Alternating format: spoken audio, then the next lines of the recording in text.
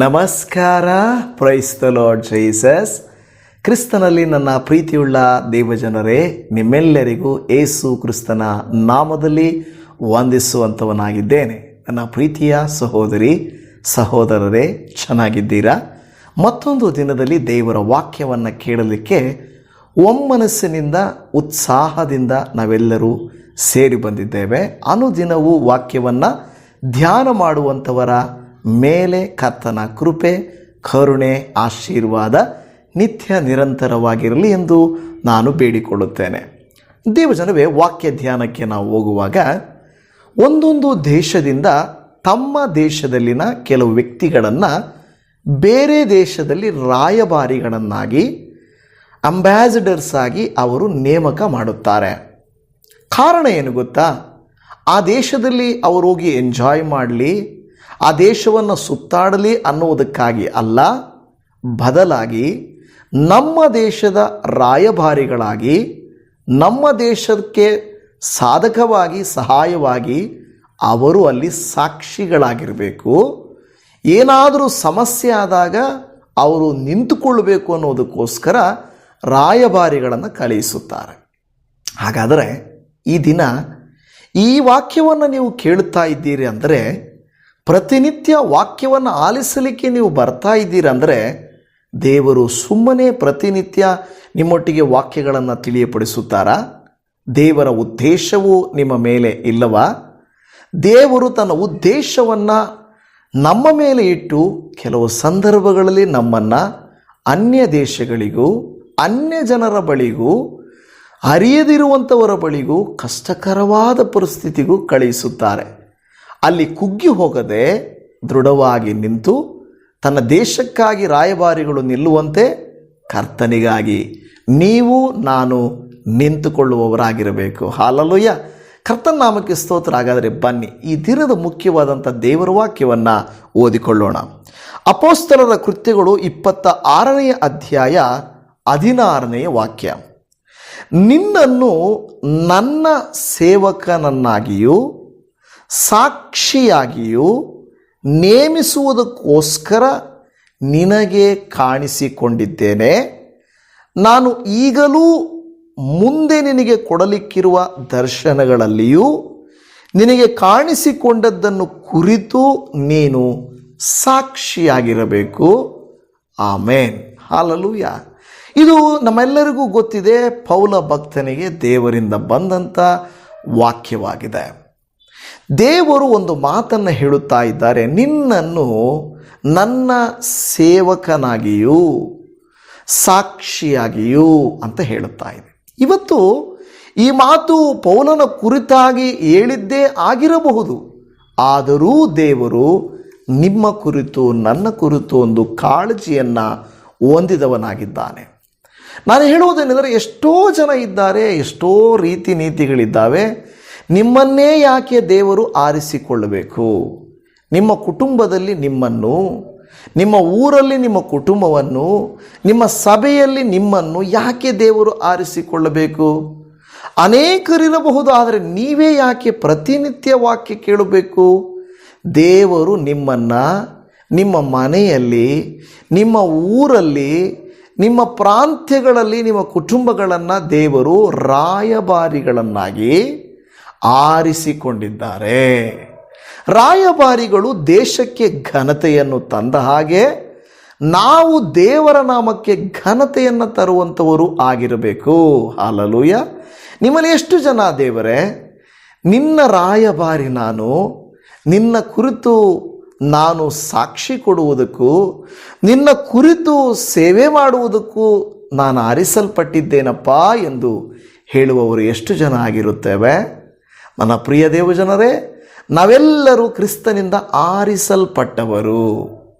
ನಾವೆಲ್ಲರೂ ಅದಕ್ಕೆ ಪೌಲನಿಗೆ ದೇವರು ಹೇಳಿದ ಹಾಗೆ ಇವತ್ತು ನಿಮಗೂ ಹೇಳುತ್ತಾ ಇದ್ದಾನೆ. ನಿನ್ನ ಮನೆಯಲ್ಲಿರುವ ಹೋರಾಟಗಳನ್ನು ನೀನು ನೋಡಿ ಕುಗ್ಗಿ ಹೋಗಬೇಡ. ಜನರ ಮಾತುಗಳನ್ನು ನೋಡಿ ನೀನು ಅಂಜಬೇಡ. ನಾನು ನಿನ್ನ ದೇವರು, ನಿನ್ನ ಜೊತೆಯಲ್ಲಿ ಇರುತ್ತೇನೆ ಎಂದು ಹೇಳುವಾತನು ಕರ್ತನಾಗಿದ್ದಾನೆ. ನನ್ನ ಪ್ರಿಯ ದೇವಜನವೇ, ಒಂದೊಂದು ಕಾಲಕ್ಕೆ ದೇವರು ಒಬ್ಬರನ್ನು ಆರಿಸಿಕೊಂಡನು. ದೇವರು ಮೋಶೆಯನ್ನು ಆರಿಸಿಕೊಂಡು, ಮೋಶೆ ನನ್ನ ಪರವಾಗಿ ನೀನು ಹೋಗಿ ಫರೋಹನ ಮುಂದೆ ನಿಂತುಕೊಳ್ಳಬೇಕು.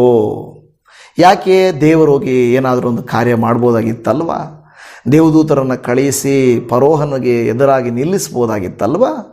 ಯಾಕೆ ದೇವರು ಮನುಷ್ಯರನ್ನು ಆಯ್ಕೆ ಮಾಡಿಕೊಳ್ಳುತ್ತಾರೆ? ಹೌದು ದೇವಜನವೇ, ದೇವರು ದೇವದೂತರುಗಳ ಮೂಲಕವಾಗಿ ಮಾಡಿಸೋ ಕೃತ್ಯಗಳಿದ್ದಾವೆ, ಆದರೆ ಮನುಷ್ಯರ ಮೂಲಕವಾಗಿ ಮಾಡಿಸೋ ಕೃತ್ಯಗಳು ಬೇರೆ ಇದ್ದಾವೆ. ದೇವರು ನಮ್ಮ ಮೂಲಕ ಕೆಲವು ಕಾರ್ಯಗಳನ್ನು ಮಾಡಬೇಕೆಂದಿದ್ದಾರೆ.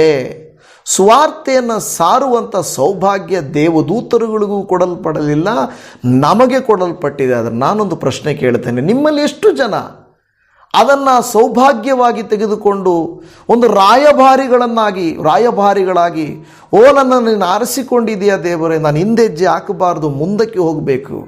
ನಿಮ್ಮಲ್ಲಿ ಎಷ್ಟು ಜನ ಬೈಬಲ್ ಕಾಲೇಜ್ ನಾವು ಆನ್ಲೈನಲ್ಲಿ ಆಫ್ಲೈನ್ ಅಂದರೆ ಇಲ್ಲಿ ಬಂದು ನೀವು ವಿದ್ಯಾಭ್ಯಾಸ ಮಾಡೋದು, ಆಫ್ಲೈನ್ ಅಂದರೆ ಉಳ್ಕೊಂಡು ನಮ್ಮ ಜೊತೆ ಬಂದು ಉಳ್ಕೊಂಡು ಯವನಸ್ಥರು ಬಂದು ಸೇರಿ ಕಲಿಯುವಂಥದ್ದು.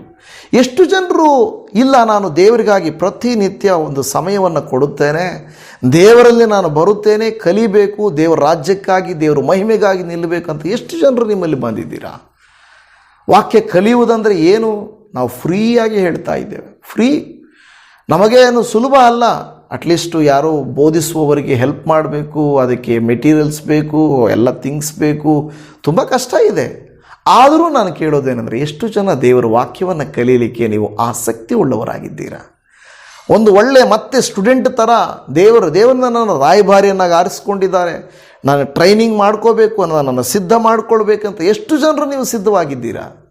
ನಾನು ನಿಮ್ಮನ್ನು ಕೇಳುತ್ತೇನೆ, ಉತ್ತೇಜಿಸುತ್ತೇನೆ ದೇವಜನರೇ. ನಾನು ಹೇಳ್ತಾ ಇರ್ತೇನೆ, 24 ತಾಸು ಪ್ರಾರ್ಥನೆ ಗುಂಪಿದೆ, ಅದರಲ್ಲಿ ನೀವು ಪ್ರೇಯರಲ್ಲಿ ನೀವು ಬರ್ಬೋದು. ಈಗ ಬೈಬಲ್ ಕಾಲೇಜ್ ವಾಕ್ಯ ಕಲಿಬೋದು, ಇನ್ನೇನು ಬೇಕು ನಿಮಗೆ? ನಿಮಗಾಗಿ ಪ್ರಾರ್ಥಿಸುವ 24 ತಾಸು ವಾರಿಯರ್ಸ್ ಇದ್ದಾರೆ. ದೇಶಕ್ಕಾಗಿ, ರಾಜ್ಯಕ್ಕಾಗಿ, ಪ್ರತಿ ಪ್ರಾಂತ್ಯಕ್ಕಾಗಿ, ಸುವಾರ್ತೆಗಾಗಿ, ರಕ್ಷಣೆಗಾಗಿ, ಎಲ್ಲದಕ್ಕಾಗಿ ಪ್ರಾರ್ಥಿಸಲಿಕ್ಕಾಗಿ ನಮ್ಮಲ್ಲಿ ಪ್ರಾರ್ಥನಾ ವೀರರಿದ್ದಾರೆ.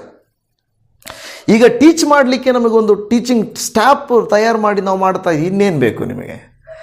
ಆದರೆ ನೀವು ಅನ್ಬೋದು, ನಮಗೆ ಪಾಸ್ಟರ್ ಇದ್ದಾರೆ, ನಮ್ಮ ಚರ್ಚ್ ಇದೆ. ಎಸ್, ನಾನು ಯಾವತ್ತೂ ನಿಮ್ಮ ಪಾಸ್ಟ್ರನ್ನು, ನಿಮ್ಮ ಚರ್ಚನ್ನು ಅಲ್ಲಗಳೆಯಬೇಕೆಂದು ನಾನು ಹೇಳಲ್ಲ. ಇದೊಂದು ಟ್ಯೂಷನ್ ರೀತಿಯಲ್ಲಿ, ಇದು ಹೆಚ್ಚಿನ ಸಮಯವನ್ನು ನೀವು ವಿನಿಯೋಗಿಸಲಿಕ್ಕಾಗಿ ಅಷ್ಟೇ ನಾವು ಅವರಿಂದ ಬೇರ್ಪಟ್ಟು ಬನ್ನಿ ಅಂತ ನಾವು ಕೇಳೋದಿಲ್ಲ.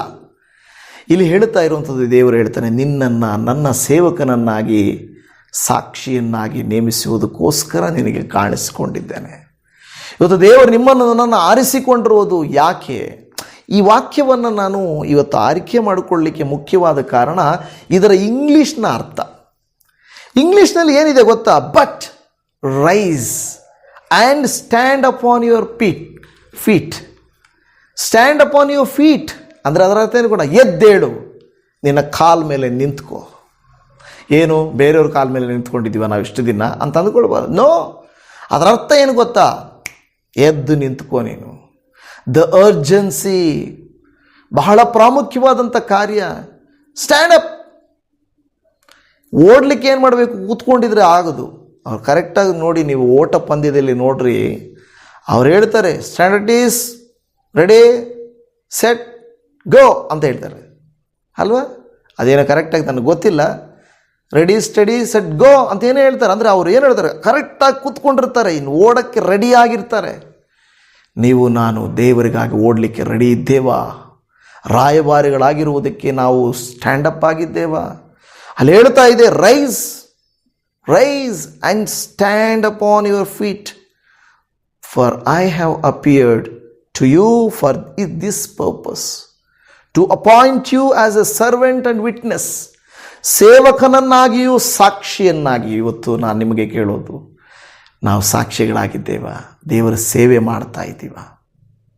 ಬೈಬಲ್ ಕಾಲೇಜಲ್ಲಿ ಒಂದು ಸ್ಟಾರ್ಟ್ ಮಾಡಿದಾಗ ಶುಕ್ರವಾರ ನಾನೊಂದು ಚಾಲೆಂಜ್ ಮಾಡಿ ಅವರಿಗೆ ಹೇಳಿದೆ. ಯಾಕೆ ಶುಕ್ರವಾರ ಅಲ್ಲ, ಗುರುವಾರ, ಮೊನ್ನೆ ಹೇಳಿದೆ, ಗೋ ಆರ್ ಸೆಂಡ್. ಏನೋ ನೀನು ಹೋಗಪ್ಪ, ಇಲ್ಲಾಂದರೆ ಬೇರೆಯವ್ರನ್ನ ಕಳಿಸು. ನಾವೆರಡೂ ಮಾಡದೆ ಹೋದರೆ ನಾನೇನು ಹೇಳಕ್ಕೆ ಹೋಗಲ್ಲ. ಏನು ಮಾಡಬೇಕು? ನಮ್ಮ ಕೈಯಲ್ಲಿ ಆಗಲಿಲ್ಲ. ಅದಕ್ಕೆ ನಾನು ಹೇಳ್ತಾ ಇದ್ದೆ, ದೇವರೇ, ಕರ್ನಾಟಕದಲ್ಲಿ ಎಲ್ಲ ಕಡೆ ನಾನು ಸುತ್ತಬೇಕನ್ನೋ ಆಸೆ ನನಗಿದೆ. ಬಟ್ ನಾನೊಬ್ಬನಿಂದ ಓಡಾಡೋಕ್ಕಾಗಲ್ಲ, ನನಗೆ ಎಲ್ಲ ಕಡೆ ಸಭೆಗಳು ಮಾಡೋಕ್ಕಾಗಲ್ಲ, ಎಲ್ಲರನ್ನೂ ಪ್ರೀತಿ ಮಾಡೋಕ್ಕಾಗಲ್ಲ. ಬಟ್ ನಮ್ಮ ಥರ ಕೆಲವ್ರನ್ನ ನಾವು ತಯಾರು ಮಾಡಬೇಕು. ನಮ್ಮ ಮನೋಭಾವನೆ ಉಳ್ಳವರನ್ನ ಕೆಲವ್ರನ್ನ ತಯಾರು ಮಾಡಬೇಕು. ಹಣವನ್ನು ಆಶಿಸದೆ, ಹೆಸರನ್ನು ಬಯಸದೆ, ನಾನು ಎಂಬ ಒಂದು ಏನು ಪ್ರವಾದನೆಗಳು, ಹೀಲಿಂಗ್ ಪವರ್ಸು, ನಾನು ಎಂಬ ಅನೇಕ ಅವೆಲ್ಲ ಸುಳ್ಳು. ಆ ವರ ಇರೋರು ಇದ್ದಾರೆ, ಆದರೆ ಸುಳ್ಳಾಗಿರುವವರು ತುಂಬ ಜನ ಇದ್ದಾರೆ. ಹೆಸರಿಗೋಸ್ಕರ, ಹಣಕ್ಕೋಸ್ಕರ ತುಂಬ ತಾಪತ್ರಯ ಪಡೋರಿದ್ದಾರೆ. ನಮಗೆ ಆ ಥರದ ಸೇವೆಗಳು ಬೇಡ. ನಮಗೆ ಪ್ರೀತಿಯೇ ಪ್ರಧಾನವಾಗಿರುವಂಥದ್ದು. ದೇವರ ವಾಕ್ಯ ಹೇಳುತ್ತಾ ಇದೆ, ನಾನು ಯಾಕೆ ನಿನಗೆ ಕಾಣಿಸ್ಕೊಂಡೆ, ಯಾಕೆ ನಿನ್ನನ್ನು ಆರಿಸಿಕೊಂಡೆ, ಯಾಕೆ ನಿನಗೆ ಇದು ಮಾಡ್ತಾ ಇದ್ದೆ, ನನಗೆ ಸೇವೆ ಮಾಡಲಿಕ್ಕೂ, ನನಗೆ ಸಾಕ್ಷಿಯಾಗಿ ನಿಲ್ಲಲಿಕ್ಕೂ. ನನ್ನ ಪ್ರಿಯ ದೇವರೇ, ಸಹೋದರಿ, ನೀನು ದೇವರಿಗೆ ಸಾಕ್ಷಿಯಾಗಿ ನಿಲ್ಲುವುದಾದರೆ ದೇವರು ನಿನ್ನ ಅಗತ್ಯಗಳನ್ನು ಪೂರೈಸ್ತಾನೆ. ಶದ್ರಕ್, ಮೇಷಕ್, ಅಬೇದ್ನೆಗೋರು ತಾವು ತಮ್ಮ ದೇಶದಲ್ಲಿ ಇಲ್ಲದೆ ಹೋದರೂ, ದೂರ ದೇಶದಲ್ಲಿ ಇದ್ದರೂ ಕೂಡ ಅವರಿರುವ ದೇಶದಲ್ಲಿ ಅವರು ಕರ್ತನಿಗೆ ಸಾಕ್ಷಿಯಾಗಿದ್ದರು. ಯೋಸೇಫನು ತನ್ನ ದೇಶದಲ್ಲಿಲ್ಲದೆ ದೂರ ದೇಶದಲ್ಲಿದ್ದರೂ ಕರ್ತನಿಗೆ ಸಾಕ್ಷಿಯಾಗಿದ್ದರು. ಪ್ರವಾದಿಗಳು ತಮ್ಮ ದೇಶಗಳಲ್ಲಿಲ್ಲದೆ ಬೇರೆ ದೇಶಗಳಿಗೆ ಹೋಗುವಾಗಲೂ ಸಾಕ್ಷಿಗಳಾಗಿದ್ದರು. ಅಪೊಸ್ತಲರು ಬೇರೆ ದೇಶಕ್ಕೆ ಹೋಗುವಾಗಲೂ ಅವರು ಸಾಕ್ಷಿಗಳಾಗಿದ್ದರು. ಸಾಕ್ಷಿಗಳಾದರೆ ಯೇಸುವಿನ ಶಿಷ್ಯರುಗಳು.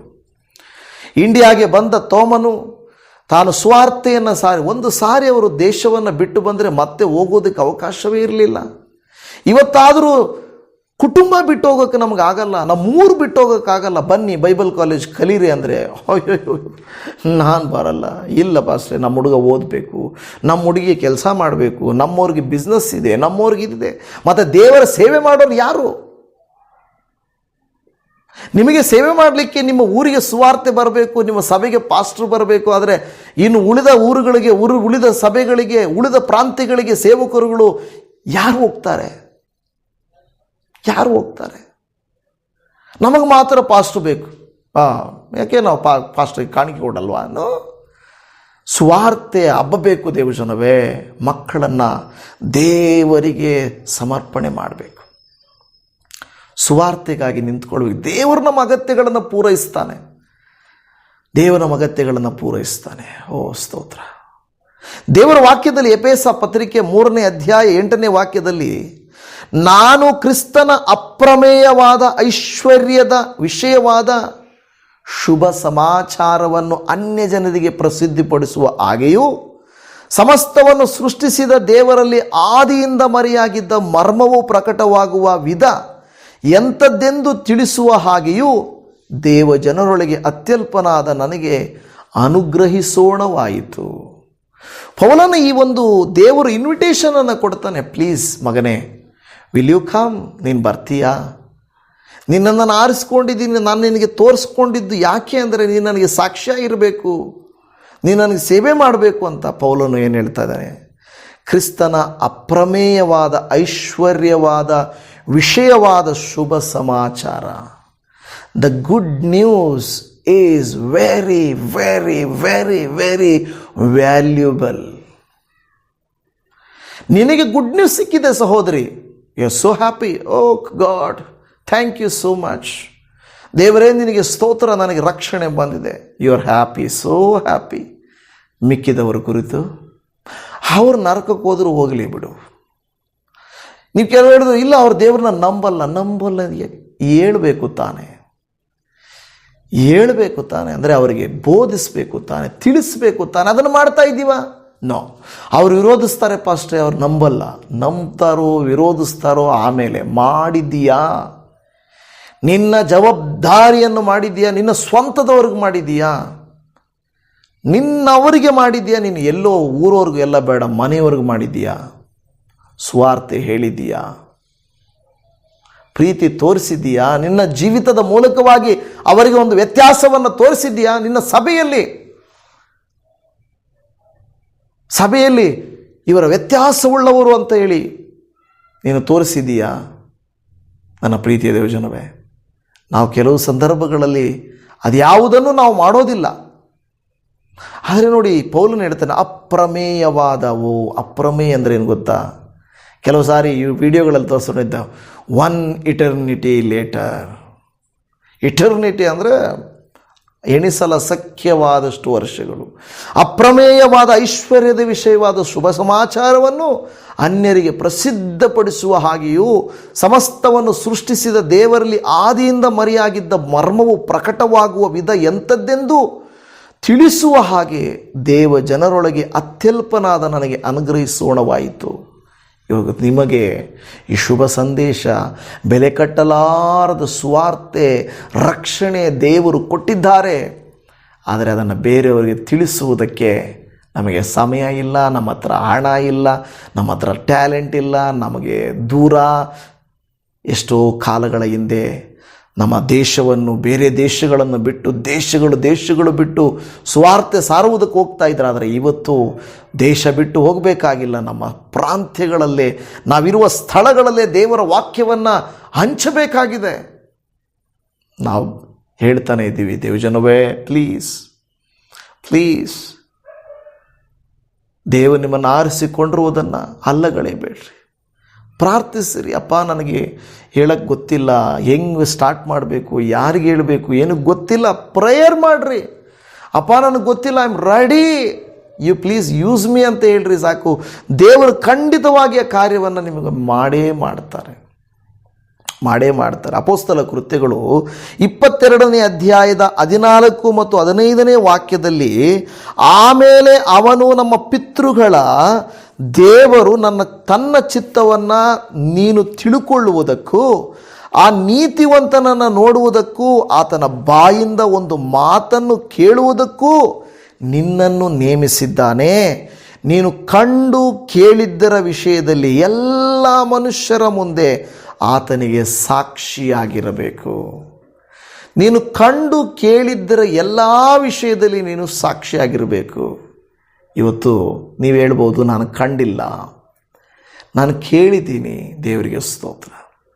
ಸುವಾರ್ತೆಯನ್ನು ನೀವು ರುಚಿಸಿದ್ದೀರಾ, ನೀವು ಕಂಡಿದ್ದೀರಾ, ನೀವು ಆಲೋಚಿಸಿದ್ದೀರಾ, ಅರ್ಥ ಮಾಡಿಕೊಂಡಿದ್ದೀರಾ. ಇದನ್ನು ನಾವೇನು ಮಾಡಬೇಕು? ಈಗ ಬೇರೆಯವರಿಗೆ ಸಾರಬೇಕು, ಬೇರೆಯವರಿಗೆ ನಾವು ತಿಳಿಸುವಂಥವರಾಗಿರಬೇಕು. ದೇವರು ವಾಕ್ಯ ಹೇಳುತ್ತದೆ, ಆತನ ಬಾಯಿಂದ ಒಂದು ಮಾತನ್ನು ಕೇಳುವುದಕ್ಕೂ ನಿನ್ನನ್ನು ನೇಮಿಸಿದ್ದಾನೆ.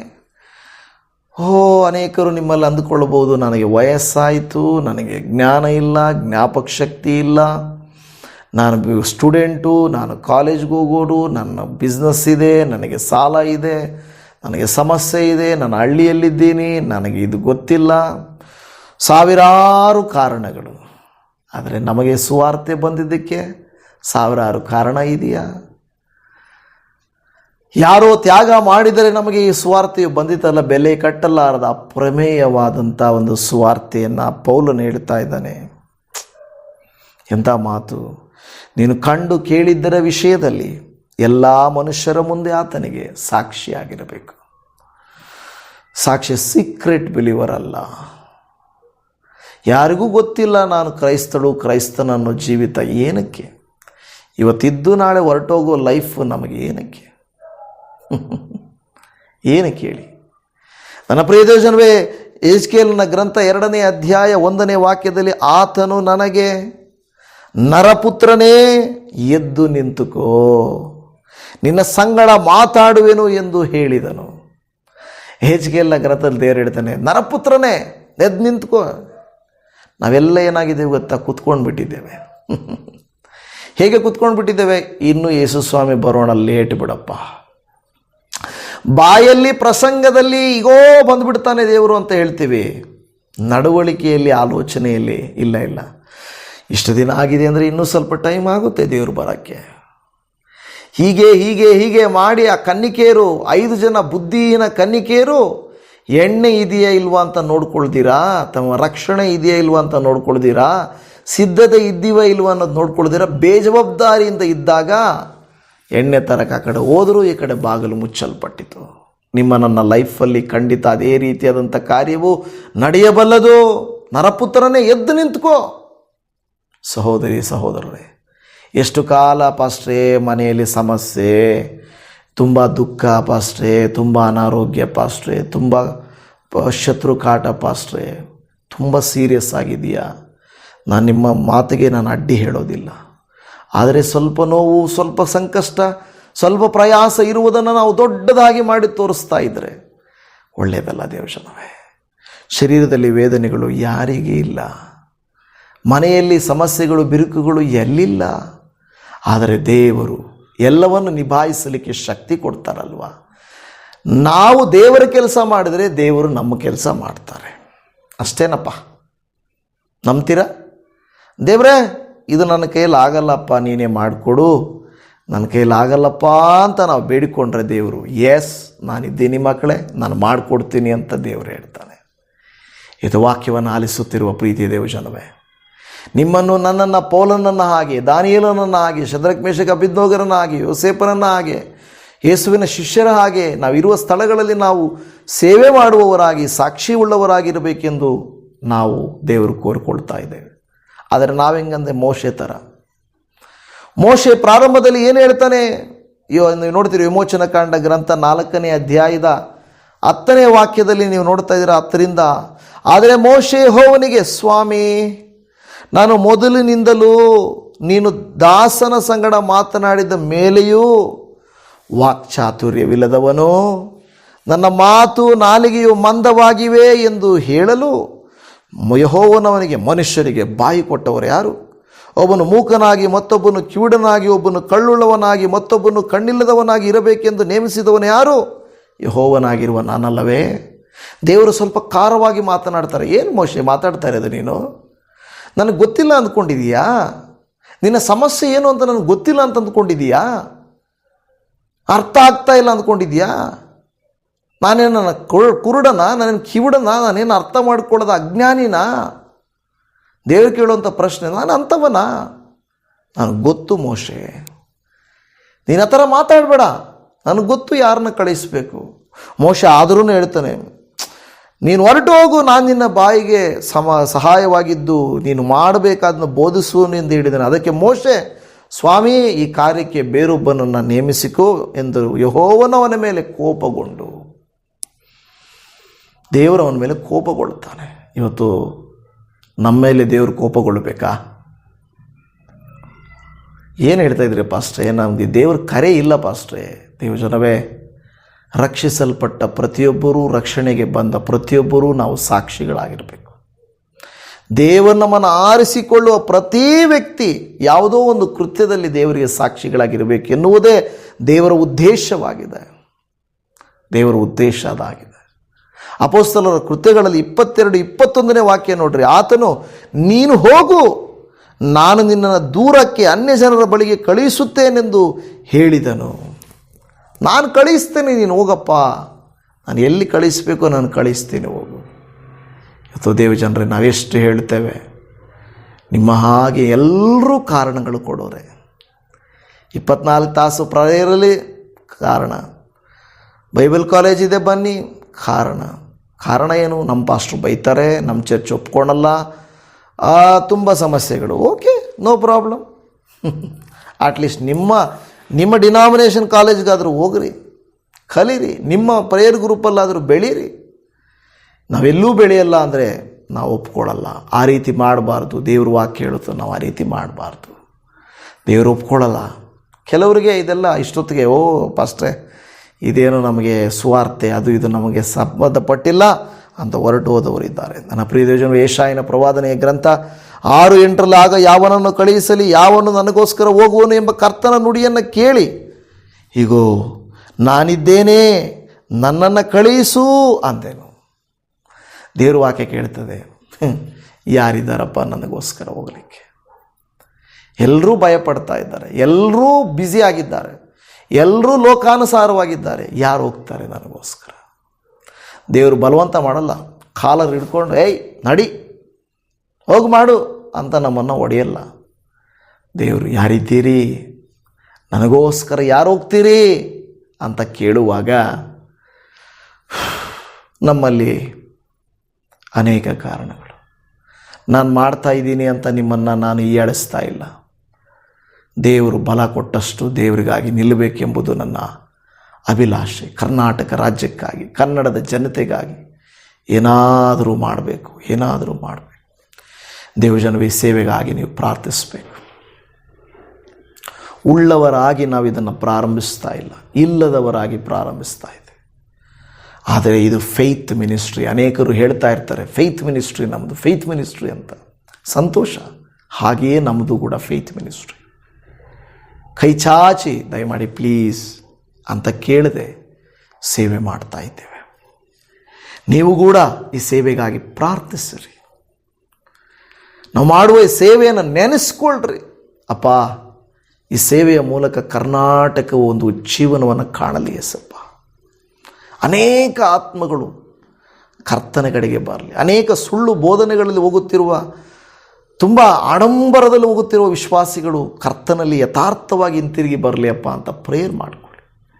ಈ ವಾಕ್ಯಗಳು ಕೇವಲ 8-10 ಸಾವಿರ ಅಲ್ಲ, 20, 30, 40 ಸಾವಿರ.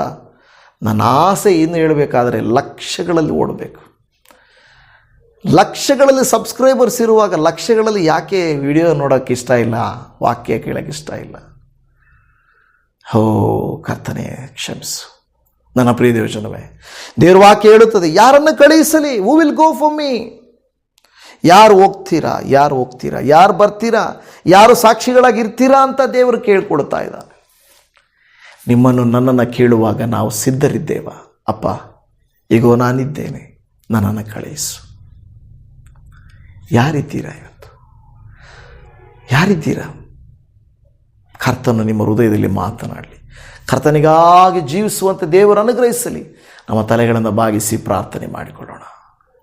ಸರ್ವಲೋಕಾಧಿಪತಿಯಾಗಿರುವಂಥ ದೇವರೇ, ನಿನ್ನ ಅಗಾಧವಾದಂಥ ಅಪ್ರಮೇಯವಾದಂಥ ಪ್ರೀತಿಯಿಂದ ನಮ್ಮನ್ನು ನೀವು ಆರಿಸಿಕೊಂಡು ನಮಗೆ ರಕ್ಷಣೆಯ ಮಾರ್ಗವನ್ನು ತಿಳಿಯಪಡಿಸಿದ್ದೀರಾ.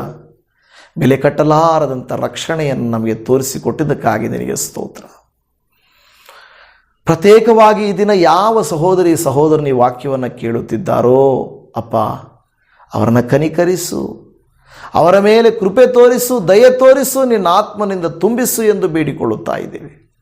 ಕರ್ತನಾದ ಯೇಸು ಸ್ವಾಮಿ, ಅಮೋಘನು, ಅದ್ವಿತೀಯನು, ಆಶ್ಚರ್ಯಕರನಾದಂಥ ಯೇಸಪ್ಪ, ನಿನ್ನ ಪ್ರೀತಿಗೆ ಬದಲಾಗಿ ನಾವೇನು ಕೊಡಲಿಕ್ಕೆ ಸಾಧ್ಯ ಇಲ್ಲ. ಸುವಾರ್ತೆಗೆ, ರಕ್ಷಣೆಗೆ ನಮ್ಮನ್ನು ನೀವು ರಾಯಭಾರಿಗಳಾಗಿ ಆರಿಸಿಕೊಂಡಿದ್ದಕ್ಕಾಗಿ ನಾವು ಏನು ಕೊಡಲಿಕ್ಕೆ ಸಾಧ್ಯ?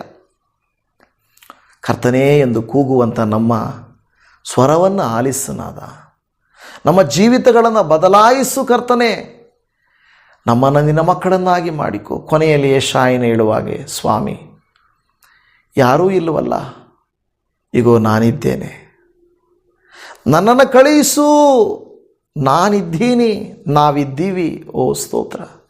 ಯಾವ ದೇವಭಕ್ತರು ಈ ಸೇವೆಯನ್ನು ಪ್ರಚೋದಿಸಿ, ಅಪ್ಪ ನಾವು ಮುಂದಿನ ದಿನಗಳಲ್ಲಿ ಟ್ರ್ಯಾಕ್ಟ್ಸು, ಬೈಬಲ್ಸ್ ಕೊಡಬೇಕು, ಟ್ರೈನಿಂಗ್ ಕೊಡಬೇಕು, ಅಲ್ಲಲ್ಲಿ ಹೋಗಿ ಅಪ್ಪ ಈಗ ನಾವು ಮಾಡುತ್ತಿರುವಂಥ ಅಲ್ಲಲ್ಲಿ ಪ್ರಸಂಗಗಳನ್ನು ಮಾಡಬೇಕು, ಉಜ್ಜೀವನ ಕೂಟಗಳನ್ನು ನಡೆಸಬೇಕು, ನಿಸ್ವಾರ್ಥವಾದ ಸೇವೆ, ನಂಬಿಕೆಯ ಸೇವೆಯನ್ನು ಮಾಡುವಾಗ ಆ ಆಶೀರ್ವಾದ ಇವರ ಊರಿಗೂ ಮುಟ್ಟಲಿ, ಇವರ ಮನೆಗೆ ಮುಟ್ಟಲಿ, ಇವರ ಮನಸ್ಸಿಗೆ ಮುಟ್ಟಲಿ, ಇವರ ಜೀವಿತವನ್ನು ಮಾರ್ಪಡಿಸಲಿ. ಓ ಸ್ತೋತ್ರಪ್ಪ. ನಮ್ಮ ಆಸೆ ಪ್ರತಿ ಗ್ರಾಮ ಸುವಾರ್ತೆಯನ್ನು ಕಾಣಬೇಕು, ಪ್ರತಿ ಪ್ರಾಂತ್ಯ ಓ ಕರ್ತನೆ ಆಲಯಗಳಿಂದ ತುಂಬಬೇಕು, ಆತ್ಮಗಳು ರಕ್ಷಿಸಲ್ಪಡಬೇಕು. ಅದಕ್ಕಾಗಿ ನಾವು ಪ್ರಾರ್ಥಿಸ್ತಾ ಇದ್ದೇವೆ. ಓ ಕರ್ತನೆ, ನಿನ್ನ ಪರಿಶುದ್ಧವಾದ ಕರುಣೆಯ ಕರಕ್ಕೆ ಒಪ್ಪಿಸಿಕೊಡುತ್ತಾ ಇದೆ. ಅನುಗ್ರಹಿಸು, ಆಶೀರ್ವದಿಸು, ಉನ್ನತವಾದ ರೀತಿಯಲ್ಲಿ ಅನುಗ್ರಹಿಸಪ್ಪ. ಇವರೆಲ್ಲ ಜೀವಿತದ ಕಾರ್ಯಗಳನ್ನು ಆಶೀರ್ವದಿಸು. ಹೋರಾಟಗಳಿದ್ದಾವೆ, ಪ್ರಯಾಸಗಳಿದ್ದಾವೆ, ಇವರ ಮಕ್ಕಳಿಗಾಗಿ, ಇವರ ಮನೆಯವರಿಗಾಗಿ, ಇವರ ಬಿಸ್ನೆಸ್ಗಾಗಿ, ಇವರ ಕೆಲಸಕ್ಕಾಗಿ, ಇವರ ತೀರ್ಮಾನಗಳಿಗಾಗಿ ನಿಮ್ಮಲ್ಲಿ ನಾವು ಮೊರೆ ಇಡುತ್ತಾ ಇದ್ದೇವೆ, ಪ್ರಾರ್ಥಿಸ್ತಾ ಇದ್ದೇವೆ. ಉತ್ತರಿಸು, ದಯೆ ತೋರಿಸು, ಆಶೀರ್ವದಿಸು, ನಿನ್ನ ಪರಲೋಕದ ಕೃಪೆಗಳಿಂದ ತುಂಬಿಸು ಎಂದು ಬೇಡಿಕೊಳ್ಳುತ್ತಾ ಇದ್ದೇವೆ. ಅಪ್ಪ ಎಂದು ಕೂಗುವ ಪ್ರತಿ ದೇವ ಮಕ್ಕಳನ್ನು ನೀನು ಅನುಗ್ರಹಿಸಿ ಈ ದಿನವೆಲ್ಲ ನಡೆಸು. ಹಾಲೆಲೂಯ. ನಿನ್ನ ಪರಲೋಕದ ಸುವರಗಳನ್ನು ಸುರಿಸಿ, ಹೇಗೆ ಪೌಲನನ್ನು ಆರಿಸಿಕೊಂಡು ನೀವು ಕರ್ತನೆ ಆಶೀರ್ವದಿಸಿದರು, ಸಾಕ್ಷಿಯನ್ನಾಗಿ ರೂಪಾಂತರಪಡಿಸಿದರು, ಇವರನ್ನು, ಇವರ ಕುಟುಂಬಗಳನ್ನು ಸಾಕ್ಷಿಯಾಗಿ ರೂಪಾಂತರಪಡಿಸು. ಇವರು ಮಾಡುವ ಪ್ರತಿ ಕಾರ್ಯದಲ್ಲಿ ನಿನ್ನ ಕೃಪೆ ಇರಲಿ ಸ್ವಾಮಿ. ನಿನ್ನ ಆಶೀರ್ವಾದ ಕೃಪೆಗಳಲ್ಲಿ ವಂದನೆ ಅಪ್ಪ. ನೀವು ಮಾಡುವಂಥ ಎಲ್ಲ ಸೇವೆಗಳಲ್ಲಿ ನಿನ್ನ ಚಿತ್ತ ಮಾತ್ರ ಇರಲಿ ಅಪ್ಪ. ನಿನ್ನ ನಾಮಕ್ಕೆ ಕಳಂಕ ತರುವಂಥ, ನಿನ್ನ ನಾಮಕ್ಕೆ ವಿರೋಧವಾಗಿರುವಂಥ ಯಾವ ಕೃತ್ಯಗಳನ್ನು ನಾವು ಮಾಡದಂತೆ ತಡೆ ಹಿಡಿ ಸ್ವಾಮಿ. ನಿನ್ನ ಆಶೀರ್ವಾದ ಕೃಪೆಗಳು ಇವರೆಲ್ಲರ ಮೇಲೆ ನಿರಂತರವಾಗಿರಲಿ. ವಂದನೆ ವಂದನೆ, ಸ್ತೋತ್ರಪ್ಪ. ನೀನೇ ನಮ್ಮ ಆರಾಧನೆಗೆ ಯೋಗ್ಯನು, ನಮ್ಮ ಸ್ತುತಿ ಸ್ತೋತ್ರಕ್ಕೆ ಅರ್ಹನು. ಎಲ್ಲ ಸಮಯಗಳಲ್ಲಿ ನಮ್ಮ ಸಂಗಡ ಇರುವಾತನು ನಿನಗೆ ಸ್ತೋತ್ರ. ನಮ್ಮ ಮೊರೆಗಳನ್ನು ಆಲಿಸಿದ ದೇವಾದಿ ದೇವರೇ ನಿನಗೆ ವಂದನೆ ಮಾಡುತ್ತಾ, ಸರ್ವಸ್ತುತಿ ಘನ ಮಾನ ಮಹಿಮೆಗಳು ನಿನಗೆ ಸಲ್ಲಿಸುತ್ತಾ ಈ ಪ್ರಾರ್ಥನೆಯನ್ನು ನಮ್ಮ ರಕ್ಷಕನಾದ ಯೇಸು ಕ್ರಿಸ್ತನ ಮಧುರವಾದ ನಾಮದಲ್ಲಿ ಪ್ರಾರ್ಥಿಸ್ತೇವೆ ತಂದೆಯೇ. ಆಮೇನ್, ಆಮೇನ್, ಆಮೇನ್. ನನ್ನ ಪ್ರೀತಿಯ ದೇವಜನರೇ, ನಿಮ್ಮೆಲ್ಲರನ್ನ ಮತ್ತೊಂದು ದಿವಸ ಈ ವಾಕ್ಯವನ್ನು ಕೊನೆಯವರೆಗೂ ನೋಡಿದ ನಿಮಗೆ ಧನ್ಯವಾದ ತಿಳಿಸ್ತೇನೆ. ದೇವರು ನಿಮ್ಮನ್ನು ಆಶೀರ್ವಾದ ಮಾಡಲಿ. ಕರ್ತನ ಕೃಪೆ ಯಾವಾಗಲೂ ನಿಮ್ಮೊಟ್ಟಿಗೆ. Shalom. Praise the Lord Jesus. Amen.